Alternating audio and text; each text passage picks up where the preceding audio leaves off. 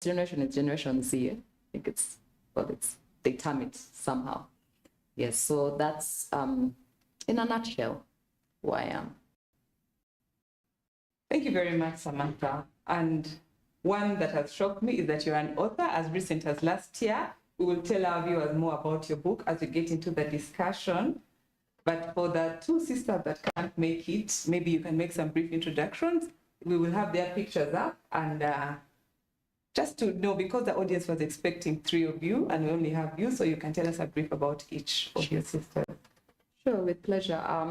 So I am the eldest sister. I am followed by Tracy Chishoche Kakuru Otatina. Tracy is an entrepreneur. She is the brains behind Strat Bridal. That is the bridal boutique, mother of 3 amazing boys. Our younger sister is Rose Ichiriza Kakuru Ngabo.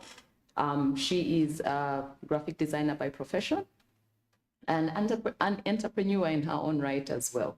Yeah, and they do apologize for not being able to make it. And I'm sure they are listening in. Hi, Tracy. Hi, Rose. We missed you, and we hope to have you here at the next available opportunity. Now that you're not here, Summer is going to speak for you in this next segment. If she says any falsehood, you know where to get her. We have viewers who are interested in getting to know a little bit of the sisters, even in absentia. So we have some fun Q&A. Okay. So if we were to ask of the 3 of you, who's the funniest? That's I would like. They are listening. I would like to believe that. Well, I'll go with. That's a tough one. I feel like I'm the funniest. Yeah. Well, that's a tough one. Rose and Tracy, if you have any comments, please let us know online who the funniest is. I think I'm the funniest. Yes, I have those subtle jokes, but they are, that only you understand. A couple of people with the same mindset as well. Legal mindset? Not legal mindset. Just, those, smart jokes. The jury will still be out on that. So when they confirm, Tracy and Rose, please confirm who the funniest is. Who is the most serious? Well, hands down, I think I am. You can't be serious.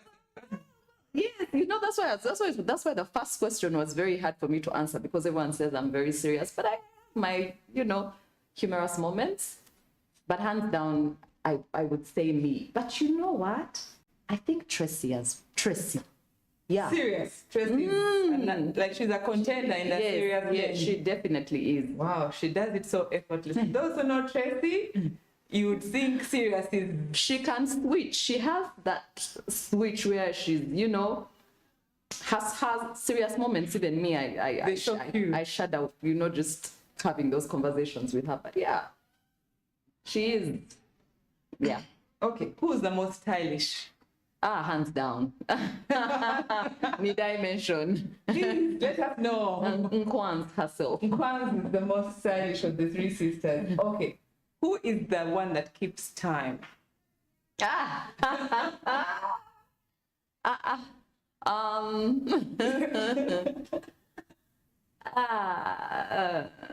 Me.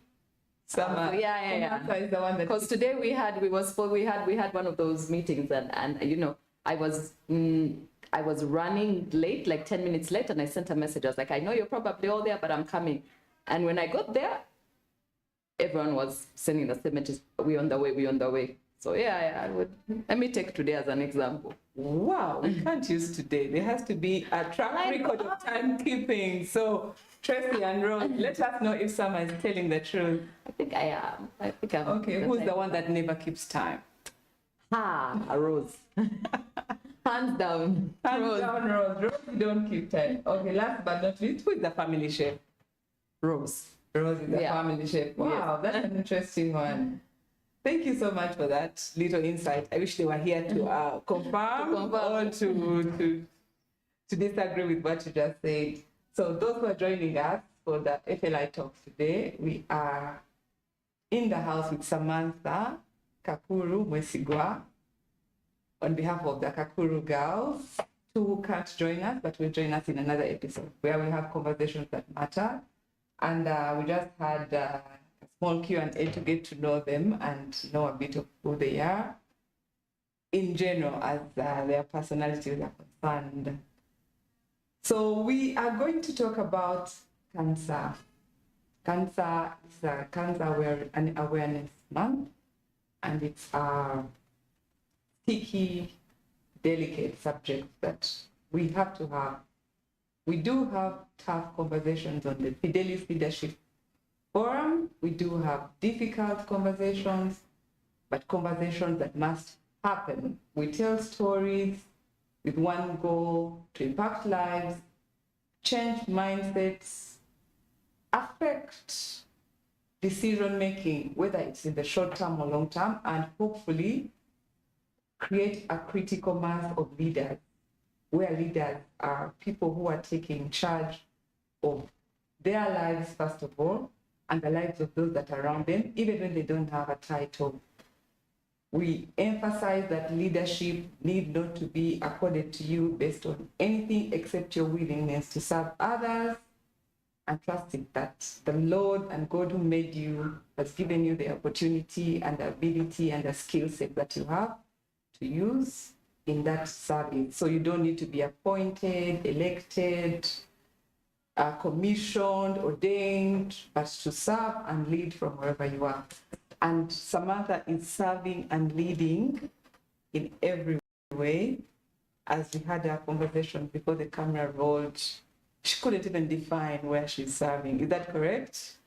Well, that's because there's just so many different spaces. Would you like to share with the audience the one where you... Yes, definitely. So professionally, I manage a law firm. I serve as the managing partner at Kakuru & Company Advocates.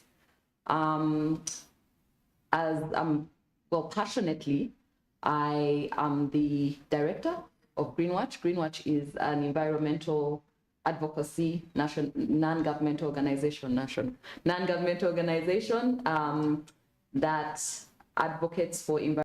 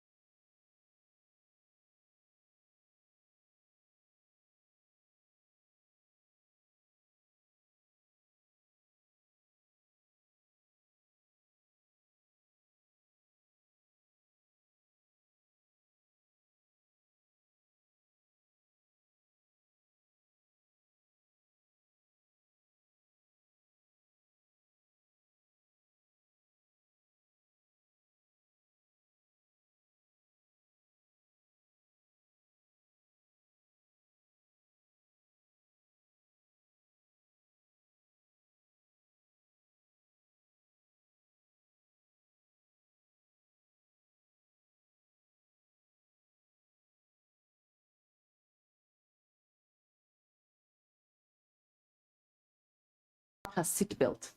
She would feel uncomfortable, so she would remove it often. But you know, when you have like a pain, but just, you know, not really knowing what it is. So I think the pain was persistent. And so she decided to, you know, take a test and see what the pain was all about. Of course, one test led to another.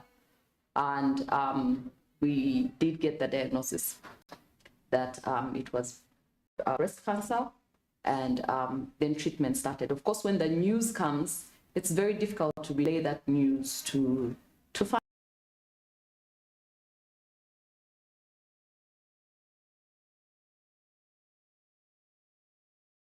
So, as did you. Yeah, so Trace joined P1W. There's a picture of us together with her time. And my dad said, you have to go with her, take her to the class since you're the old one. At break time, check on her. So look up so that we can stand together as we waited for our parents to come for us. So those leadership instincts, like they naturally kick in, and they continue to kick in, I think, until, you know, or until forever. Yeah. So when that happened, it's not much that I would say I took on the leadership role, because my dad was very, you know, he was naturally an alpha, you know, hands-on alpha male. So he pushed on that. But with the girls, I think as the disease progressed, you have that responsibility to be, to explain, or to comfort, or to cuddle, or to, you know, so what's coming to my mind is you don't have the option to run. You don't have the option to run. You stand and you face what you Thank you so very much for putting it clearly and without sugarcoating it. You don't have an option. When cancer knocks, you have to face it. And as our topic for today clearly says, it's a battle, it's a journey of loss, but luckily there is hope. Thanks so much for sharing that first part about your first face-to-face cancer on a very, very personal level. And thank you so much for being vulnerable enough to share that part, because being the leader, you could have had a different context. Child being the leader and having to steer the ones into an area that you also don't even know how to navigate, an area that you don't know. We are so grateful that you have let us know that when it first struck, Dad was available, and you alpha male, alpha male, somebody who's hands-on, so tell us more about that journey with Dad now as the alpha male. So when we first got the him saying, okay, you know, he was very practical. Nothing was like, he didn't leave anything to chance. So I'm sure he started watching who to see, who to go to, what are the available options and all that. And I remember them planning trip to Nairobi so that mom could go and get her tests and see what the first course of treatment would be. So there was never a time of, you know, let's sit it out or wait for 2 weeks before we can see a specialist about this. It was who's available, let's do. And that was what was done. And I remember because you know, when your parents leave home and they live together, you know, the children are left behind, and there has to be a plan for, you know, who will be the adult who stays behind and all that. So we had a lot of support of people who would come in and stay with us. But Extended family? Yes, close family. It takes a village. Exactly. It takes a village. But we were also older, so even if that gap, they would still be able to go for treatment. And of course, there was the constant updates. My dad was very upfront with us. There are only a few things that maybe he felt he should keep to himself, maybe because we had entertained the age or whatever it might be. Everything was very open. This is what the results this is what the treatment is going to look like. We need to understand this disease. Things have to change. Diet has to change. Environment at home has to change so that we can be able to support the healing process. Yeah, so that's the practice that I clearly recall. And also just withdrawing back from different things. I remember when we were, every time anyone turned 16 or S4 would learn how to drive. So because we already knew how to drive, my mom didn't need to, drive herself anywhere. We would do the driving, would go to the market, would go, to buy whatever that was needed because we were mobile. Already. Yes. That's nice. That's interesting to learn. You speak about dad in the season of mom's health diagnosis. What about mom at the time? Well, my mom, she was such a calm spirit. Generally, naturally. Yes, naturally, she was a very calm spirit, and I never had any negativity from her. She had a lot of faith as well. She was a woman of faith. She was a woman of faith. There was not one time I had her saying my disease, or she got into full gear. She had ladies who would come to pray who are older than her. We had them every week. She was a fighter, but someone whose strength is from within, like it's so together. Yes, and she also got on the journey of how can I battle this and how can I be healed.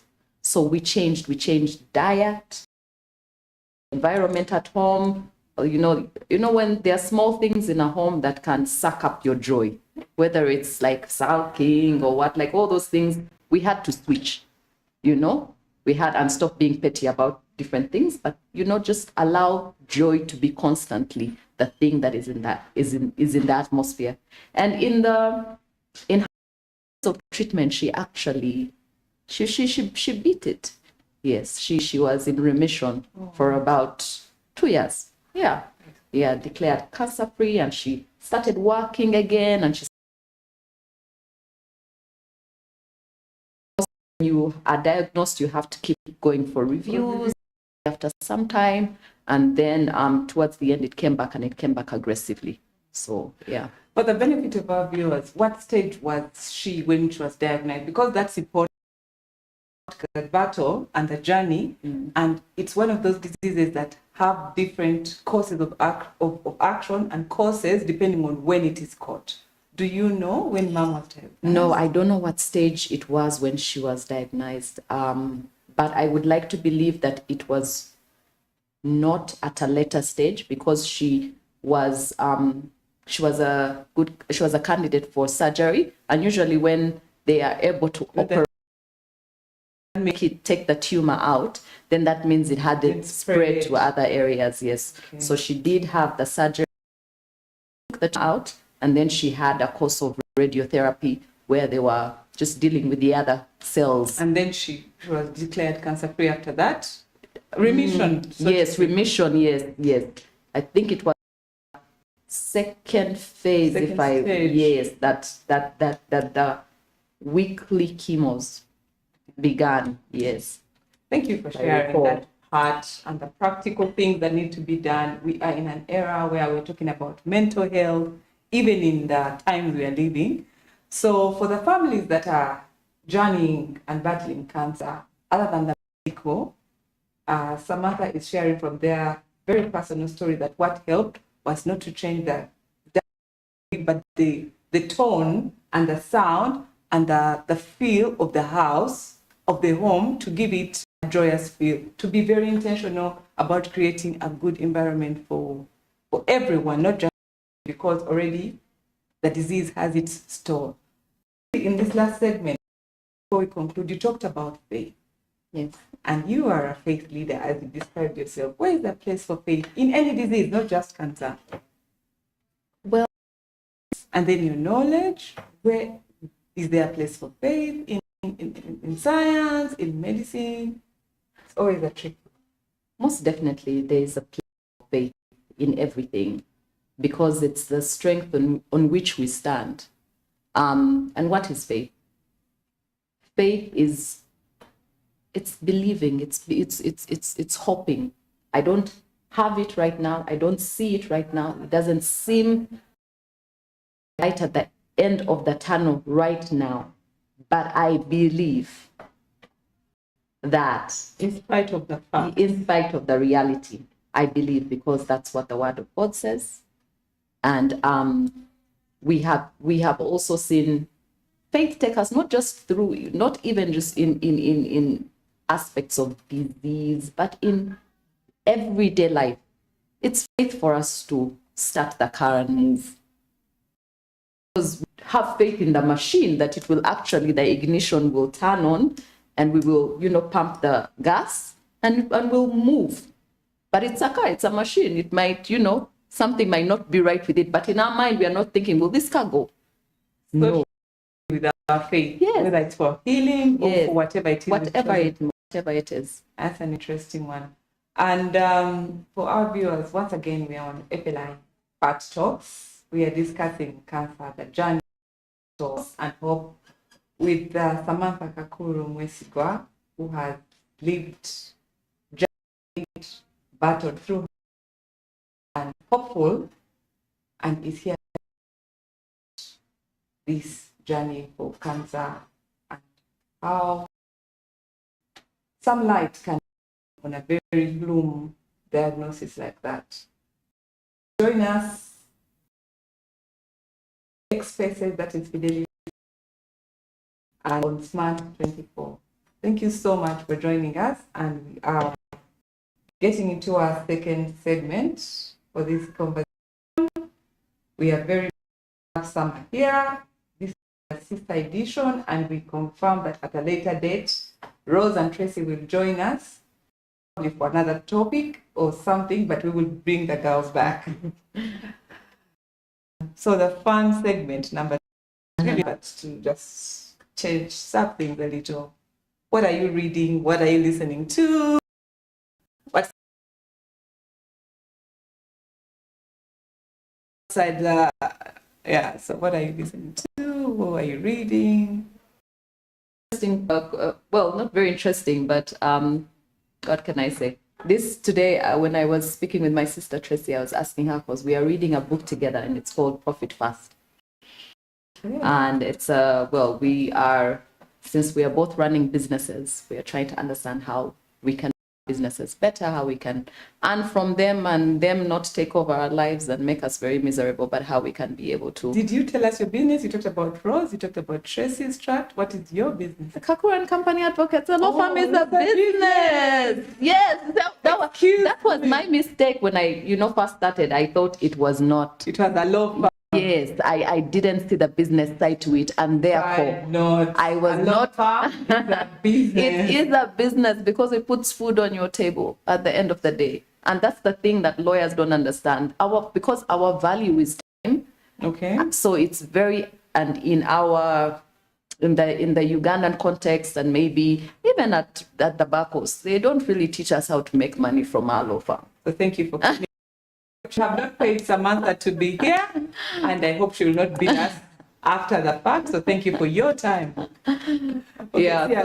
So yes. What are you listening to? What are you reading? What am I listening? Well, Profit Fast. What am I Who's listening to? Who's the author of Profit Fast? Because our listeners. Who's the author of Profit Fast? How can I forget? We'll look them up. Or if our team can find the name. I was going to confuse him with another book that I was listening to. No, our team will find Profit Fast and put the author. Okay.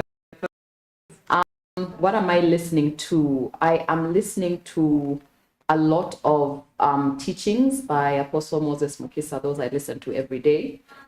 They are series on healing, on prosperity, on wealth creation. I also listen to Bishop Doug Hayward Mills. He's an evangelist who is planting a lot of churches both in Africa and the rest of. I'm listening to that as well, mainly because of the ministry aspect of it. When it comes to outside ministry, it's usually business. Yeah, yes. Okay. Am I so- listening to any kids? I also read a lot of parenting. Ah, Yes. okay. I wish the girls were here to let us know. People would like to know what Tracy is listening to and what she's reading. Well, I can tell you for a fact she's listening. She is doing the audio version of. Yes, that I know that she's doing that. Okay. And what's on her playlist? On have a lot of Beyonce, definitely. A lot of Beyonce. A lot of Beyonce is on Tracy's playlist. Yeah. And Rose, what is she reading? What's she listening? What's on her playlist? Rose, what's on her playlist? I'm not sure. I don't know if she's a Bay fan. I'm not sure. But today we were together, and she was mouthing words from Hillsong. So she could be listening to Hillsong. Yes. Okay. So we are going to get into another half of cancer. And this time I will let you tell the story as you best know, because even from our point of view outside looking in, it's still fresh. We don't have the woods for the trees. So sad this cancer strikes again. Tell us how it was, if you are comfortable. Yes, for the benefit, I know that this is something that many people have dealt with, are dealing with, and that's one of the reasons why I, accepted to come to the show, so that speaking to that.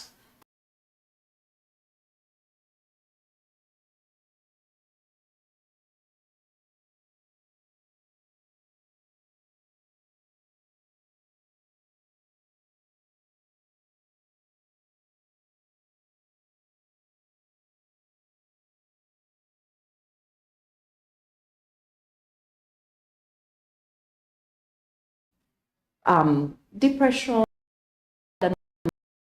like my dad would, immediately after office, he would come home. They would sit and converse and laugh and joke, and they had their inside jokes. They even had codes within their conversations that were codes so that we don't pick what they're saying, because we're always around. So they would now speak in coded. So after my mom's passing, he was very, very torn, depressed. But he's a man. He was a man. He was the alpha male. We never others of him. But also we were at different transitions in our lives. I had graduated, was going to LDC. So I was at LDC at that time, and you know what LDC is like. It's just, my other sisters were away from home. So, and my youngest sister, I believe, was in VAC. So it was pretty tough. But he sought help. And that's the one thing that I really admire him about. He was like, for this, but for this one. And it's because he had 3 girls. He was becoming a exactly father. Just and navigating among many things. Yes, navigating life without your best friend, really. Yeah, and how as we grow older and we learn about men and women, we know that women talk about their and it's an outlet for us, but men not so much. Maybe some do, but the majority don't. They keep everything inside, and you know what that can do when you keep everything inside. So he actually sought help. He saw therapist, and it was good. And then when that happened, and he was able to seek help and start life again, or I can say the second phase of life. He remarried. Oh, He did. He was he's to a very, very lovely wife, Auntie Charity, if you're listening, send you my greetings. And they started life together. And when you get to that point where life is moving. so there was a semblance of normalcy. Yes, yes. Yes, After that, and exactly, that's really what it was. And he's becoming himself again. He's laughing, that heartfelt laugh from his heart that you haven't had in a long time. And life is moving. And then the diagnosis comes. So you're also thinking, but God, what did we do for us? What did we do? Anyway, but like I said, he was a very practical person. So Even with his own. yes, oh yes. Comes, he says, I'm not thinking about Ayana. I'm thinking about tomorrow. What is going to be done tomorrow? Sorry, Samantha, for the benefit of our viewers, how far apart between mom's diagnosis and dad's diagnosis? So my mom was diagnosed in 2005, and my dad was diagnosed in June 2021. So for those who are good at math, do the calculation. So 2021 was the first diagnosis? Yes, yes. What type of cancer was it? It was colon cancer. Colon. Yes. And at the time, he found out it was stage 4. Ooh. Yes. So he immediately started, what are the causes of treatment? But we had been through this journey before, so we had an idea of what it meant to, whether whatever course of treatment that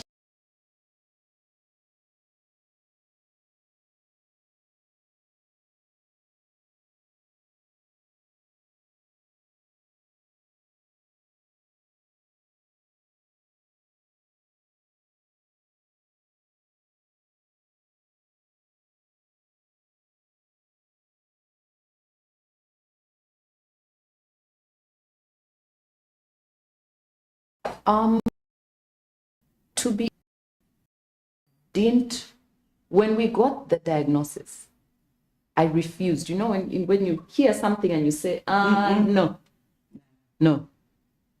and you say, no, this is okay.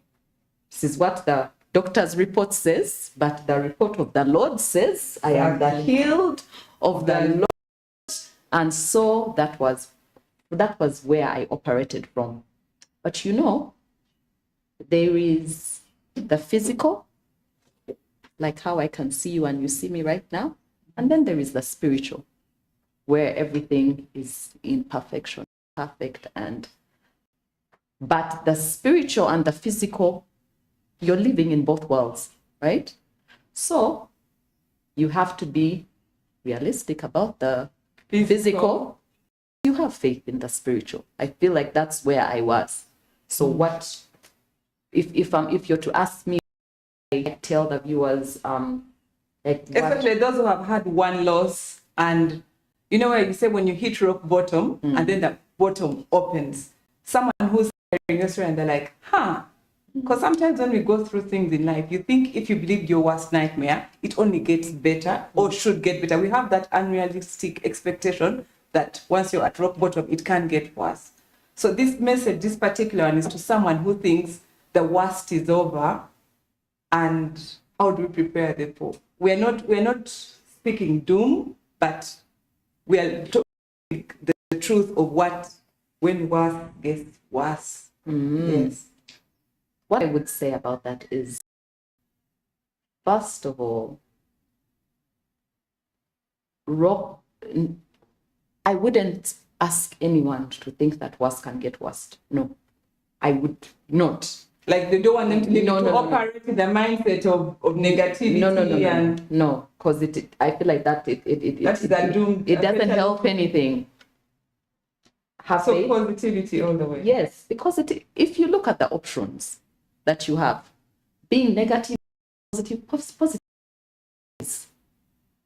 So, if at all, it has struck one, yes, stay positive. Look at the practicalities of everything, okay? And that's what I learned from my dad. Deal with everything in a practical way. Okay, what do the doctors say? What are they saying? What's the next course of? Because also, this is just, our story is just one story, but there are many other stories of things that have gone well. And the treatment has worked, and the people have battled and have lived healthy after that. Many more years. Yes, yes. Thank you so much. So there is that. There is hope. Yes. There is hope. There is hope. So for all of us that are listening, and maybe someone is going through a similar story, Samantha is encouraging us not to rely on old facts, treat each case as it is, and have a positive mindset that the outcome could be different just because once it did work, it could work again. So we are here to encourage our listeners and viewers as we discuss battle the battle for cancer, loss and hope. We are going to, but because this is supposed to be a sister edition, Okay. quickly let us know, at the second diagnosis where dad was, how did it affect, because now you are, how did it affect the family, the girls? How was that? Okay. You know what? I can't describe what it was in words. I can speak for myself because I said I refused. I was like, no, this is not happening. Okay, yeah, it's happening, but it's not happening. But what I can say is that as a family,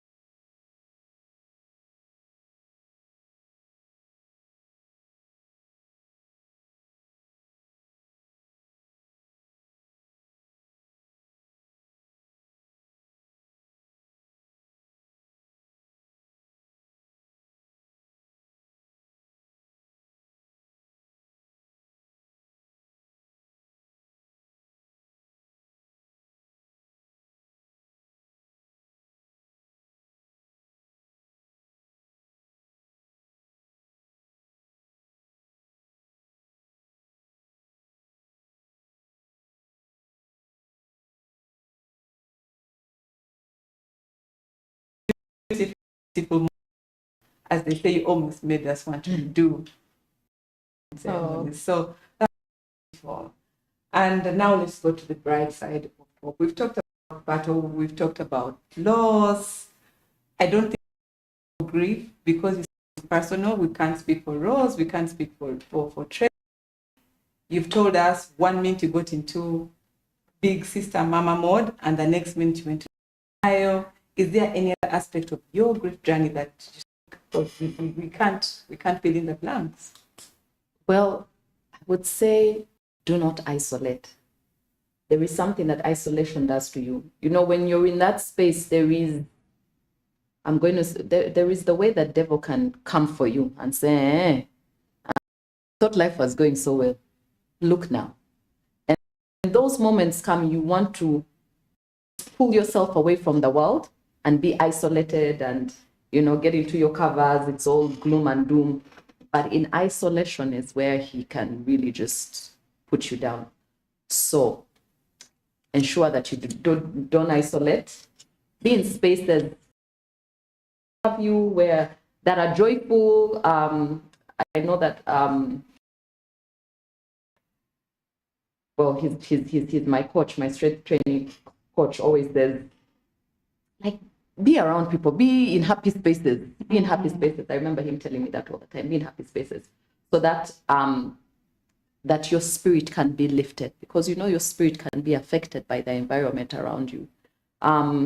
Yeah, so I feel that that's one thing that should be done. About grief, I think everyone is in their own way. Yeah, in their own way. And well, I don't think I can speak much into Thank you. that. Our time is running out quickly. But again, from outside, the most unspeakable mistakes when people are going through grief, be it through cancer, child loss, miscarriage, and what were some of the mistakes that people that were surrounding you in love, coming from a place of love, that they did in the season, whether through mom or now, that our viewers can learn from, and we can avoid for people who are grieving? Don't rush the process. You know, there's always that, whether it's in workspaces or leadership spaces or ministry, where where people think that it's been 6 months now. You know, it's been 6 months now. But you can't rush. Let the person take the time. If they're not feeling it, they are not.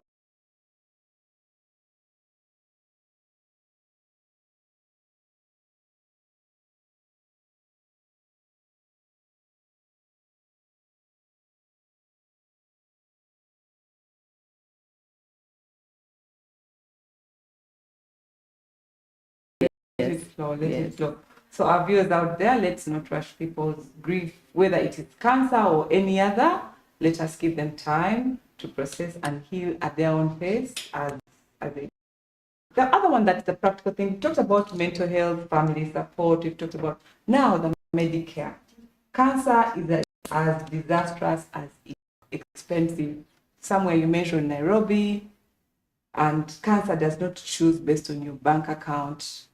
Do you have any guidance, practical guidance on affordable, reasonable care? If anyone is wondering, they have accepted, they are dealing with the facts, but they're also looking at their bank account and wondering, where do we start? You know, that's a very, very tough one.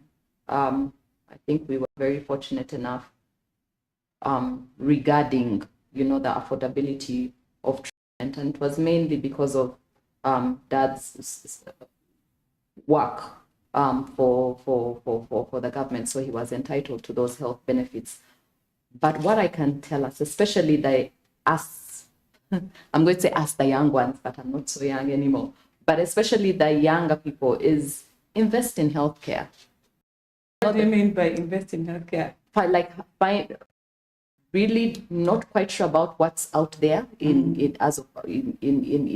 Uganda per se, but check it out. I know that a lot of insurance companies provide health insurance, but they exclude Do they exclude? They exclude such conditions. Oh, really?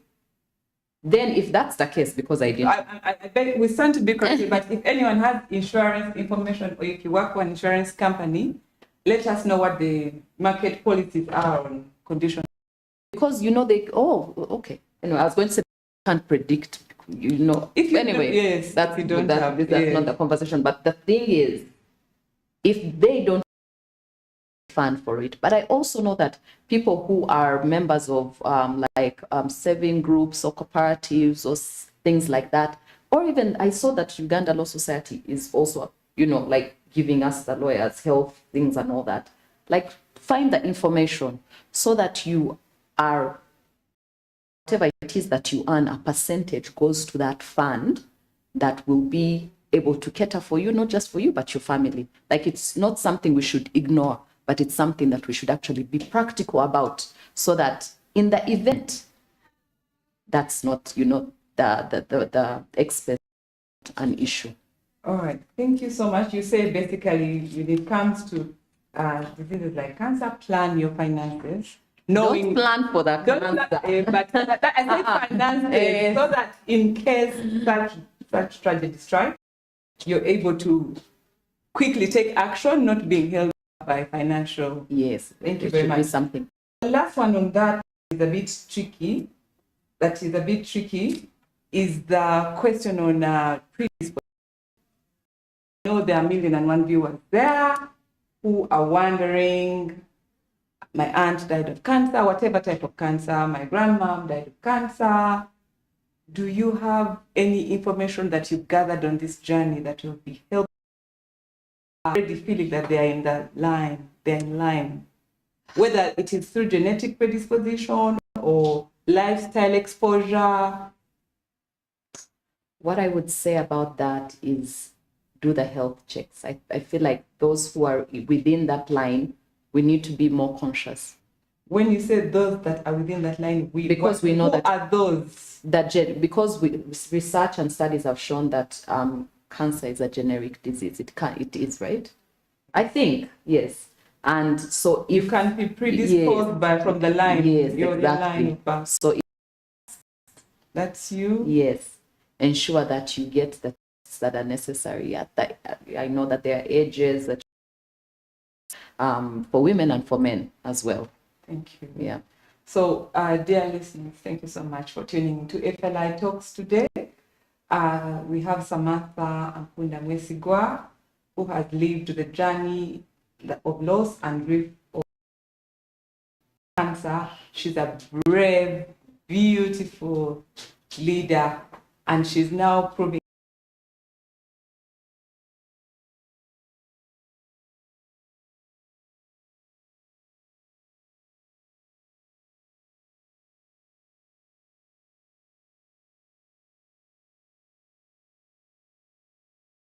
I remember. Okay, and your parting message and anything you want to say to your My parting message is life is for living, and Jesus is that way. Amen. Amen. Thank you, Sama. Thank you too.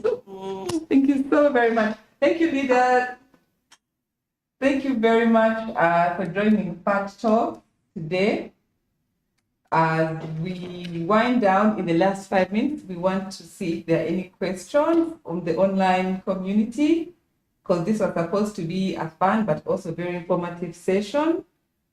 And as the admins look through our page, we would like to thank you so much for joining us on FLI, on X Spaces at FLI Leadership Institute page on Twitter. We thank you so much for coming to Smart Live. We thank you so much for coming to YouTube Live.